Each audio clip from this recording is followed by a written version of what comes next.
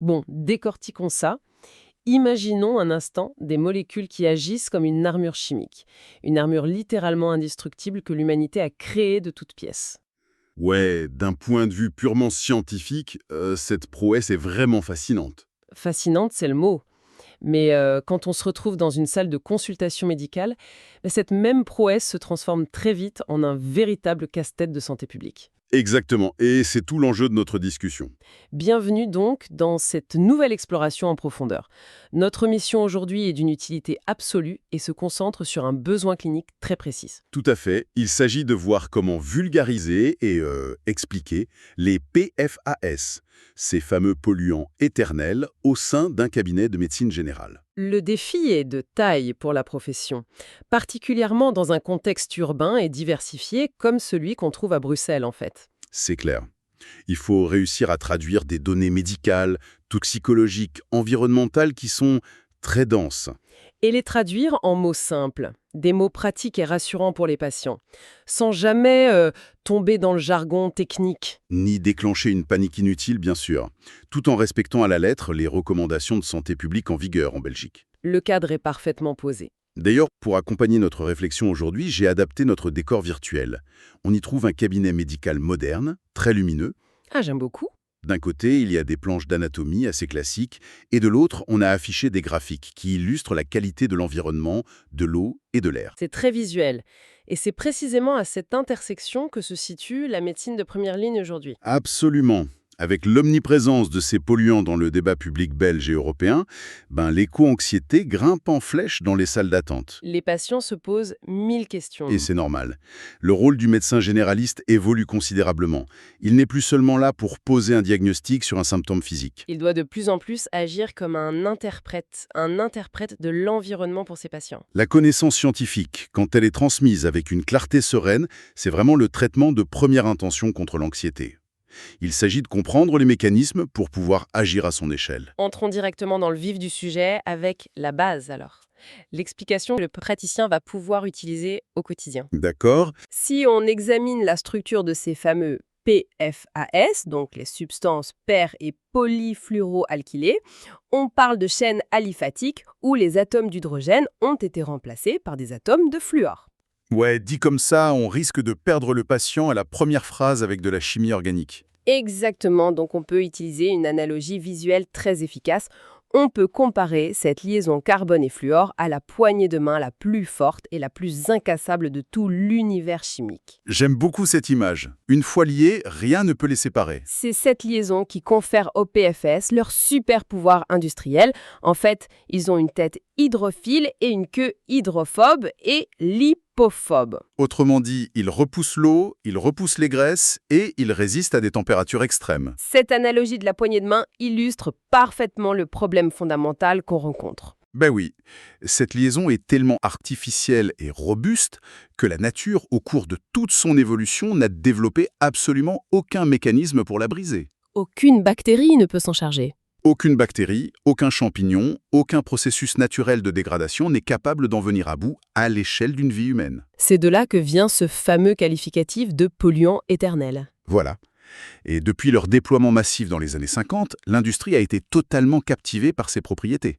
On les a intégrées partout. Dans une multitude d'applications pour fluidifier le quotidien. On pense tout de suite aux poêles anti-adhésives type Téflon, bien sûr. Mais aussi aux emballages de restauration rapide, ceux qui sont traités pour ne pas absorber l'huile des frites ou des cartons de pizza. Les mousses anti-incendie aussi. Et d'innombrables traitements textiles ou même cosmétiques. Le paradoxe de notre modernité réside vraiment là. Ce qui a été pensé comme notre plus grand triomphe de commodité est devenu notre contamination la plus persistante. Et si on projette cette réalité dans la salle d'attente d'un cabinet bruxellois, la diversité des expositions saute aux yeux. Prenons un exemple concret. Le cas de Mounia. D'accord. Mounia, c'est une patiente qui vient pour un banal renouvellement d'ordonnance. Elle utilise quotidiennement des cosmétiques dits longue tenue. Très classique. Elle apprécie le maquillage waterproof, les mascaras qui résistent aux intempéries belges, ou les rouges à lèvres qui ne laissent aucune trace sur la tasse de café. Et pour obtenir cette texture glissante et cette imperméabilité parfaite, l'industrie cosmétique recourt très souvent au PFAS. Ensuite, imaginons Félix, un autre patient. Lui, il est passionné de randonnée dans la forêt de Soigne. Veste technique en Gore-Tex, ultra déperlante. Et pour protéger son intérieur, il a récemment traité le canapé de son salon avec un spray anti-tache. Mounia et Félix sont des modes de vie radicalement différents. Mais au final, ils partagent cette même enveloppe technologique fluorée.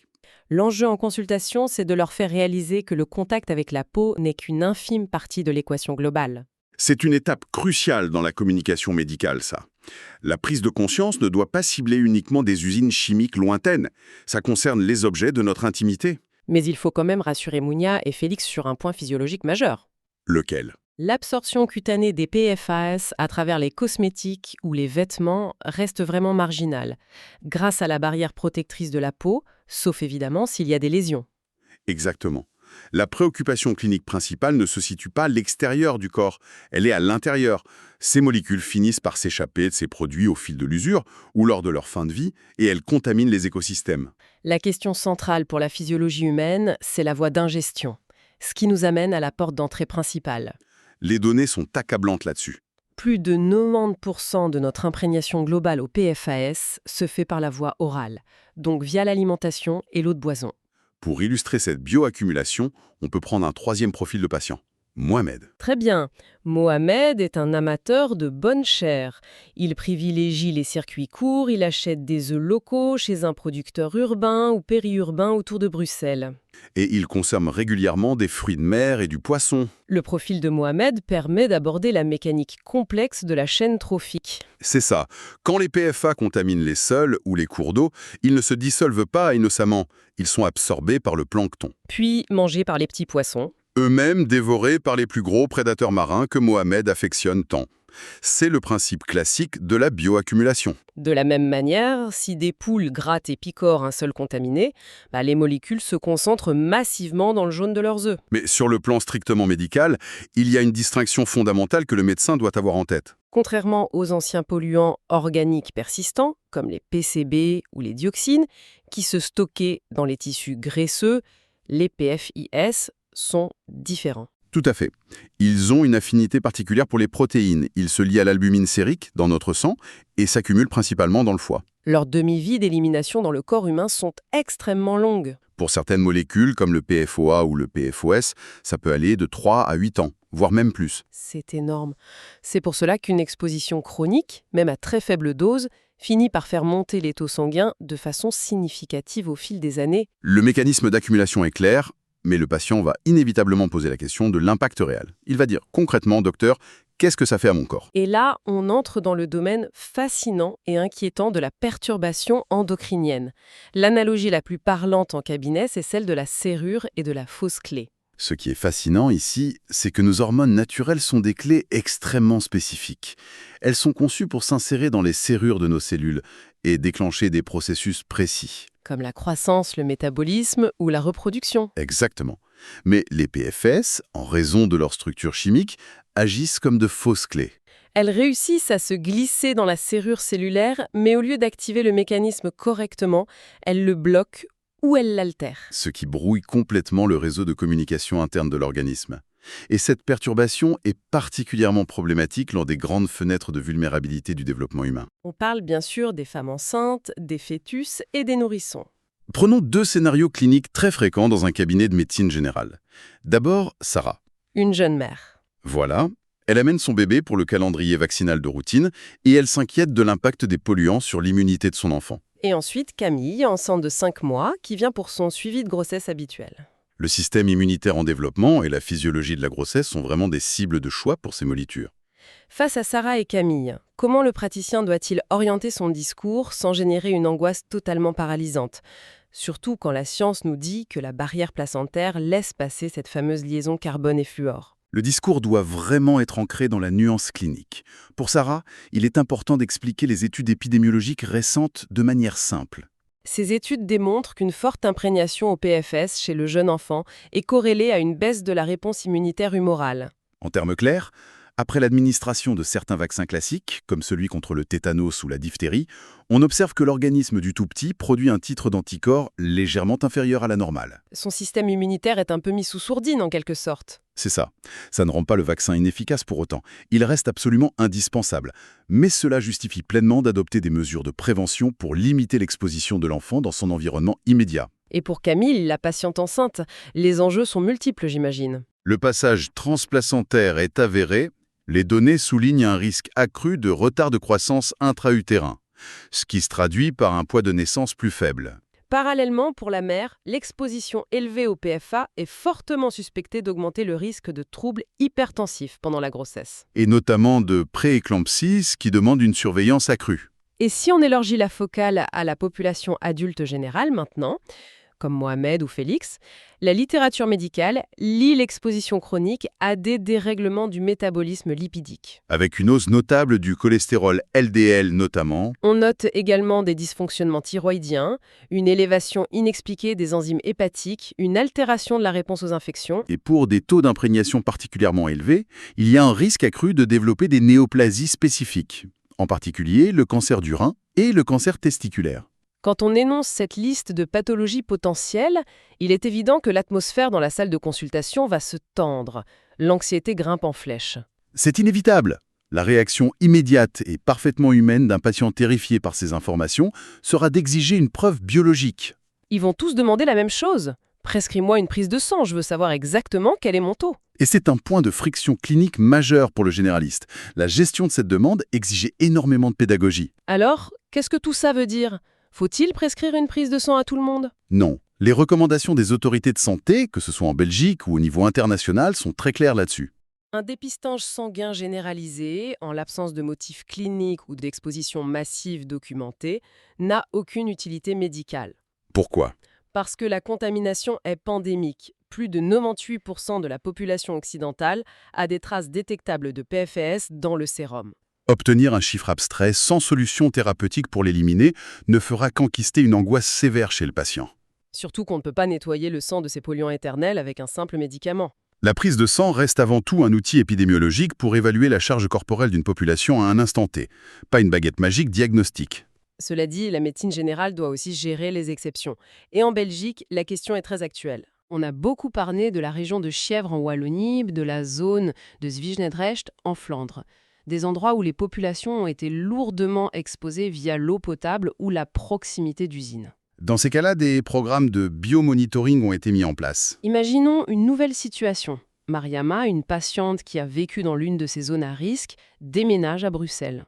Elle arrive dans le cabinet du médecin avec les résultats de son test sanguin sous le bras. Souvent, ces résultats sont présentés avec un code couleur très visuel pour indiquer la concentration de PFAS par litre de sérum. Et la question c'est, comment le médecin doit-il s'emparer de ces seuils pour transformer la peur de Mariama en une stratégie préventive concrète ? Si on se base sur les recommandations de suivi en Belgique, la première catégorie, c'est la case blanche. Ça correspond à un taux inférieur à 2 microgrammes par litre de sang. Cliniquement, la case blanche est le scénario le plus rassurant. Le niveau de Mariama se situe sous la valeur guide sanitaire d'alerte. Le médecin peut lui confirmer qu'il n'y a pas de surrisque pathologique attendu par rapport à la population générale. L'approche consiste simplement à maintenir des habitudes de vie saines pour ne pas augmenter ce taux. Aucune investigation médicale supplémentaire ou invasive n'est justifiée. Ensuite, on a le niveau intermédiaire, c'est la case orange. On se situe entre 2 et 20 microgrammes par litre. Le mot orange agit souvent comme un gros déclencheur de stress. Le patient a l'impression d'être sur une corde raide. Le rôle du praticien ici est de recadrer la perception du risque. La case orange ne signifie pas que Mariama est malade ou qu'elle va inévitablement développer un cancer. C'est un indicateur d'imprégnation qui justifie une surveillance médicale proactive. Le protocole clinique va s'étoffer. Le médecin prescrira un bilan lipidique complet pour vérifier l'absence d'hypercholestérolémie. Et si Mariama envisage une grossesse, sa tension artérielle fera l'objet d'un suivi obstétrique rapproché. Point crucial aussi, on insistera sur l'importance absolue d'adhérer au programme de dépistage du cancer du sein par mammographie, de préférence dès 40 ans si d'autres facteurs de risque sont présents. Ce sont des actes de prévention classiques, mais qui trouvent ici une justification renforcée. Enfin, on arrive au scénario le plus lourd, la case rouge, ou orange foncé selon les laboratoires. On parle de taux dépassant les 20 microgrammes par litre, l'imprégnation corporelle est très forte, Dans cette situation, le risque statistique de développer une pathologie associée au PFAS augmente significativement. Le filet de sécurité médicale doit vraiment s'élargir. En plus des bilans lipidiques et de la surveillance de grossesse, le praticien va intégrer un dosage régulier de la TSH pour dépister d'éventuels troubles thyroïdiens. Et s'il s'agissait d'un patient masculin, l'examen clinique annuel intégrerait impérativement une palpation minutieuse pour le dépistage précoce du cancer testiculaire. Pour tous, une attention particulière sera portée aux moindres symptômes pouvant évoquer un cancer du rein ou l'émergence de maladies inflammatoires chroniques de l'intestin. Comme la rectocolite hémorragique, par exemple. L'idée force à transmettre au patient face à un résultat rouge, c'est de changer de perspective. Ce chiffre n'est pas une fatalité. C'est un outil d'hyper-personnalisation de la médecine préventive. On sait où regarder, ce qui permet d'intervenir avant que le problème clinique ne s'installe. Ça remet vraiment les choses en perspective. On déplace le problème, on sort de la sidération face à un chiffre qu'on ne peut pas effacer pour utiliser ce même chiffre comme un levier stratégique en consultation. C'est là que ça devient vraiment intéressant.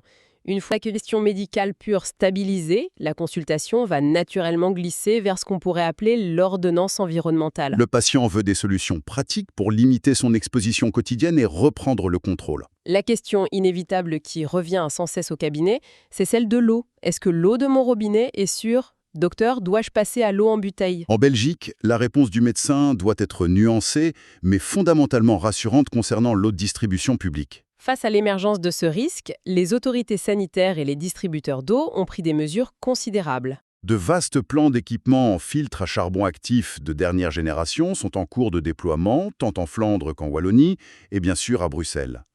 L'objectif visé est d'anticiper la très stricte directive européenne, qui impose un seuil maximal de 100 nanogrammes par litre pour la somme des PFS. Globalement, l'eau du robinet reste parfaitement sûre et infiniment plus contrôlée que n'importe quelle autre denrée alimentaire. Toutefois, sur le plan de la relation patient-médecin, il faut faire preuve d'empathie. Si Camille, dans son état de grossesse, exprime un blocage psychologique profond et préfère utiliser de l'eau embouteillée pour sa sérénité ou pour les futurs biberons, Il faut respecter ce choix. La recommandation médicale sera alors de privilégier les eaux minérales conditionnées dans des bouteilles en verre. afin de ne pas troquer à risque de traces de PFAS contre une ingestion massive de microplastiques issus du PET des bouteilles en plastique. Il y a aussi une confusion classique que la profession voit tout le temps en consultation et qui concerne l'hygiène dentaire. C'est vrai. Le patient lit ou entend parler de composés perfluorés, il rentre chez lui, vérifie l'étiquette de son dentifrice, y voit le mot fluor et arrête de se brosser les dents par peur de s'empoisonner. C'est un amalgame sémantique qu'il faut déconstruire immédiatement en cabinet. Le fluorure de sodium ou les fluorures d'amine présents dans les dentifrices thérapeutiques n'ont strictement rien à voir avec les PFAS. Ce sont des sels minéraux simples, essentiels pour la reminéralisation de l'émail dentaire et la prévention de la carie. Ils sont totalement dépourvus de cette fameuse chaîne aliphatique carbonée qui caractérise les polluants éternels. Arrêter l'usage d'un dentifrice fluoré sur base de cette confusion exposerait le patient à un risque carieux majeur et très rapide, sans le moindre bénéfice environnemental. Une fois ces craintes spécifiques dissipées, le praticien peut orienter ses patients vers des ajustements de bon sens au sein du foyer. Dans la cuisine, par exemple, L'urgence est de faire le tri dans les batteries de casseroles. Il faut se débarrasser des vieilles poêles anti-adhessives en téflon, surtout si le revêtement est griffé ou commence à s'écailler. sous l'effet de la chaleur et de l'usure mécanique, les molécules migrent directement vers les aliments. La transition idéale consiste à revenir vers des matériaux inertes, la fonte brute, l'acier inoxydable ou la céramique. Concernant l'alimentation, comme on le disait pour Mohamed, l'enjeu est de limiter au maximum la dépendance aux emballages de fast-food. Particulièrement les papiers sulfurisés et les boîtes à pizza jetables qui sont massivement traités pour être oléophobes. L'autre grand pilier de l'action préventive à domicile concerne l'air intérieur et la gestion de la poussière. Ça peut sembler contre-intuitif, mais nos maisons sont des environnements clos où s'accumulent ces substances. Avec le temps, les textiles d'aménagement, les tapis anti-taches de Félix ou les vêtements techniques subissent une abrasion totalement invisible. Ces microfragments synthétiques, chargés en PFAS, se détachent et sédimentent pour former la poussière domestique. C'est un risque majeur pour les jeunes enfants qui se déplacent à quatre pattes et portent très souvent leurs mains à la bouche. Le Conseil de santé publique est une simplicité redoutable. Aérer massivement le logement chaque jour pour renouveler l'air. Utilisez de préférence un aspirateur doté d'un filtre HEPA qui retient les particules ultra fines. Et surtout, privilégier le nettoyage régulier des sols à l'eau avec une serpillière humide pour piéger physiquement cette poussière toxique plutôt que de la remettre en suspension dans l'air avec un balai. Pour l'entretien de la maison, l'abandon des détergents chimiques complexes au profit d'alternatives brutes, comme le vinaigre blanc ou le bicarbonate de soude, est une excellente initiative. Et pour terminer sur les habitudes de consommation de nos patients, particulièrement Mounia et Félix, il y a la question des vêtements et des soins personnels. La règle d'hygiène de base pour tout textile neuf, et a fortiori pour les vêtements techniques déperlants ou infroissables, c'est de procéder à plusieurs lavages avant de les porter à même la peau. Du côté des cosmétiques, la vigilance passe par la lecture des étiquettes. Il faut traquer et éliminer de sa routine tout ingrédient comportant le préfixe fluoro ou perfluoro. En règle générale, il est prudent de se méfier des promesses marketing un peu trop belles, comme le maquillage waterproof extrême ou les fonds de teint à tenue 24 heures sans transfert. Revenir vers des formulations cosmétiques plus courtes avec des huiles végétales et des savons solides, ça réduit drastiquement la charge toxique appliquée sur le corps. Si on relie tout ça à la situation globale, on observe un véritable changement de paradigme dans la pratique médicale. Ce que nous venons d'explorer, c'est carrément la redéfinition du rôle du médecin de première ligne à Bruxelles et ailleurs. Le praticien ne se limite plus à la physiologie interne du patient. Il devient un conseiller en hygiène de vie environnementale. Aider un patient à naviguer dans un écosystème saturé de chimie de synthèse, lui rappeler l'importance de varier ses sources alimentaires, d'aérer son habitat et de choisir des matériaux bruts, c'est faire de la médecine préventive de très haut niveau. Cela redonne une capacité d'action concrète à l'individu face à un problème qui semble, à première vue, d'une ampleur écrasante. C'est une vision incroyablement dynamique de la médecine générale. Cette approche permet de désamorcer l'anxiété, de la rationaliser et de fournir aux praticiens des outils concrets. Des outils transposables immédiatement en salle de consultation pour toutes les situations de la vie quotidienne de leurs patients. La discussion quitte le terrain de la fatalité environnementale pour entrer dans celui de la santé publique applicable. Absolument. Et pour conclure cette analyse approfondie, je vous propose une dernière réflexion fascinante à garder en tête entre deux consultations. Je vous écoute. C'est une perspective qui dépasse largement le cadre du cabinet médical pour toucher à l'histoire même de notre biologie. Étant donné la persistance exceptionnelle de ces molécules qui mettent des millénaires à se dégrader, les PFA que nous dispersons aujourd'hui pour imperméabiliser nos vestes de randonnée ou nos poêles deviendront très probablement les fossiles chimiques de notre ère. C'est vertigineux. C'est par ce marqueur synthétique que les archéologues du futur dateront notre civilisation industrielle.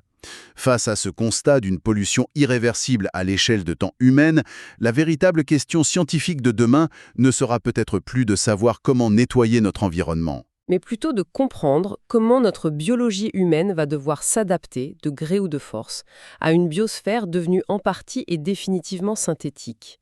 Le vertige de cette pensée. C'est une sacrée perspective qui invite vraiment à l'humilité scientifique face aux créations de notre propre industrie. Voilà qui clôture parfaitement notre exploration du jour. Un vaste sujet en effet. Merci d'avoir suivi cette analyse complexe. On se retrouve très bientôt pour une nouvelle plongée au cœur des enjeux qui transforment notre monde et notre santé.